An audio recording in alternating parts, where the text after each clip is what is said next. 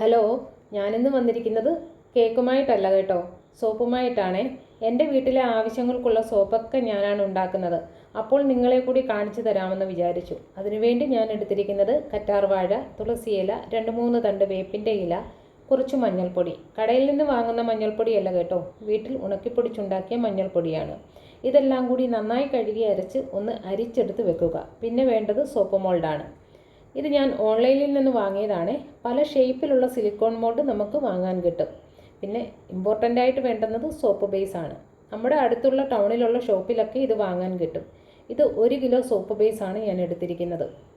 കുറച്ച് ചോപ്പ് ചെയ്ത രീതിയിലുള്ള സോപ്പ് ബേസ് ആണ് ഇത്തവണ കിട്ടിയത്. മുൻപൊക്കെ ഒരു ബാറായിട്ടാണ് വന്നിരുന്നത്. ഇത് കുറച്ചുകൂടി ഈസിയാണ്. ഇത് നമുക്കൊന്ന് ഉരുക്കിയെടുക്കാം. അതിനായി ഒരു പരന്ന പാത്രത്തിൽ കുറച്ച് വെള്ളമെടുത്ത് വെള്ളം തിളയ്ക്കുമ്പോൾ അതിലേക്ക് സോപ്പ് ബേസ് ഉള്ള പാത്രം ഇറക്കി വെക്കുക. ഡബിൾ ബോയിലിംഗ് രീതിയിലാണ് ചെയ്യേണ്ടത്. കുറച്ച് കഴിയുമ്പോൾ അത് മെൽറ്റായി വരും. ഇടയ്ക്കിടയ്ക്ക് ഇളക്കി കൊടുക്കണം.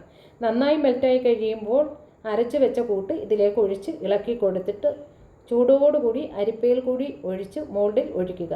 10 മിനിറ്റ് കഴിയുമ്പോഴത്തേക്കും യാതൊരു കെമിക്കൽസോ കളറോ ചേർക്കാത്ത നാച്ചുറൽ സോപ്പ് റെഡിയാകും.